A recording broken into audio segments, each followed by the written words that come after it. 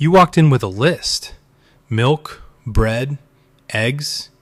3 objects. 1 quick trip. In and out. But then the doors opened. The lights were bright. The fruit was stacked like a still life. The flowers were waiting near the entrance, as if the store wanted to greet you before it started negotiating. Somewhere nearby, bread was warm. Somewhere above you, music was playing softly enough that you barely noticed it. And by the time you reached the milk, the list had already started to lose. Not dramatically, not all at once, just one small decision at a time. A bag of chips because they were on sale. A cereal you have not bought in years because the box suddenly looked familiar. Something from the bakery because it smelled like an answer to a question your stomach had not asked yet. Then you get to the checkout. The basket is heavier than it was supposed to be. The receipt is longer than the list. And you have the strange feeling that the store did not exactly trick you. It just understood you a little too well. That is the supermarket trap. Not a trap with bars, a trap made of attention. You think you are walking into a neutral room, a place where food simply waits on shelves until you choose it. But a supermarket is not neutral. It is a designed environment. Every aisle, sign, smell, sound, shelf, display, and waiting line can change what feels easy, what feels urgent, what feels like a bargain, and what feels like your own idea. The clever part is that most of it looks ordinary. Each detail is easy to explain by itself. Together, they form a room that quietly edits your attention. Start with the entrance. Many supermarkets do not begin with cans, detergent, or toilet paper. They begin with color.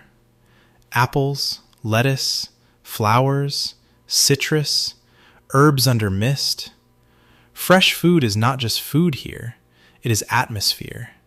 It says, this place is abundant, this place is healthy, this place is alive. That first impression matters because it softens the shopper. You have not made any real decisions yet, but the store has already given you a feeling. Freshness, care, possibility. Then comes smell.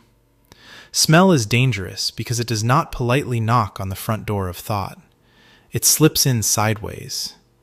Warm bread, roasted chicken, coffee, fruit. A pleasant smell can make a place feel better before you have formed a sentence about it. It can make the store feel warmer, the products feel more appealing, and your own hunger feel more persuasive. You are not a spreadsheet with shoes. You are a person with a nervous system, a memory, a budget, a craving, and maybe 20 minutes before dinner.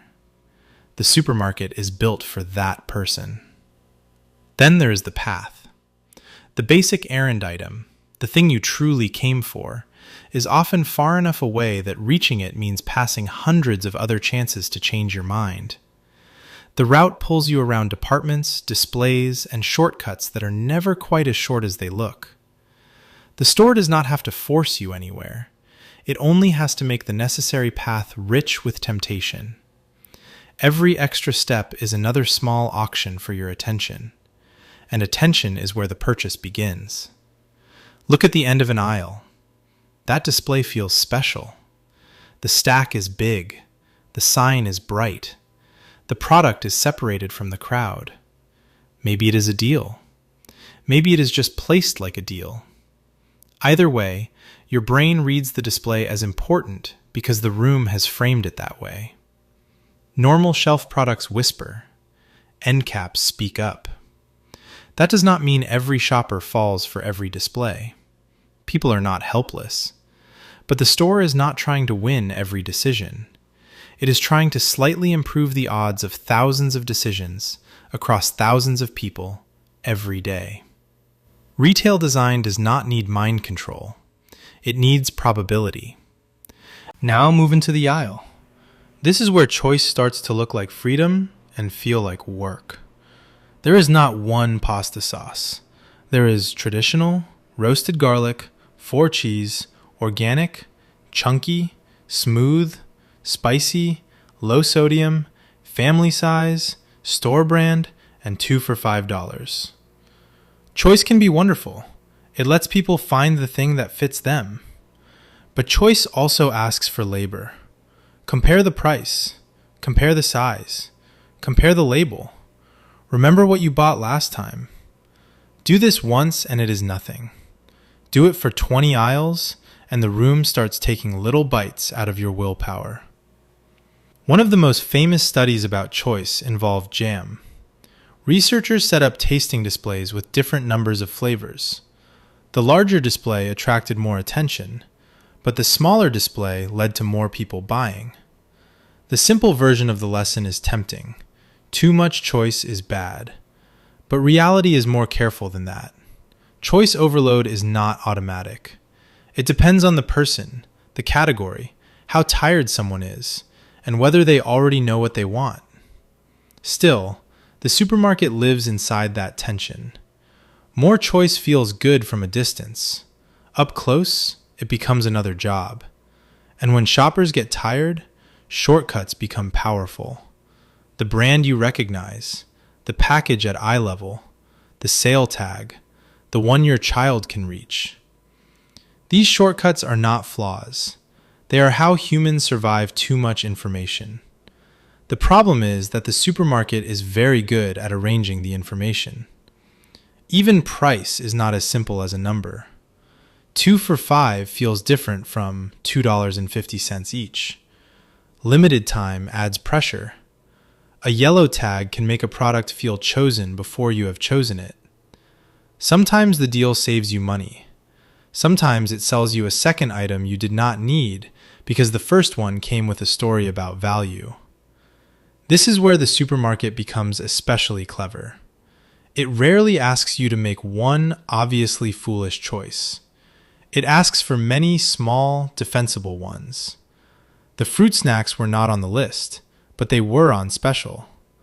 The chocolate was unnecessary, but it was only right there. Each decision can defend itself. The receipt is where they gather together. Then the store waits at the place where your defenses are lowest. Checkout. By now you have walked, compared, resisted, chosen, adjusted, and maybe managed your own hunger. You are not browsing anymore. You are leaving. That is exactly when the tiny products appear. Gum, candy, mints, drinks, lip balm, a snack just small enough to feel like it does not count. The genius of the checkout item is that it arrives after the main shopping decisions, when saying yes feels easier than thinking again. And you cannot simply walk away. You have to stand there. That tiny theater is why some cities have treated checkout as a public health issue, asking why the final gauntlet of a food store is so often candy, soda, and salty snacks. Because the placement is not accidental. The last thing you see is part of the sale. None of this means the supermarket is evil. It is also useful. It feeds people. It organizes impossible abundance into something we can navigate after work.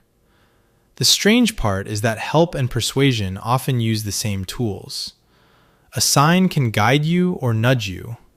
A display can inform you or distract you. The same design that makes shopping easier can also make extra buying feel natural. That is why the trap is so quiet. It does not feel like pressure. It feels like a series of little ideas you had while walking. And maybe some of them really are yours. Maybe you did want the strawberries. Maybe the chocolate at checkout was exactly what the day required. The point is not that every purchase is manipulation. The point is that the room participates.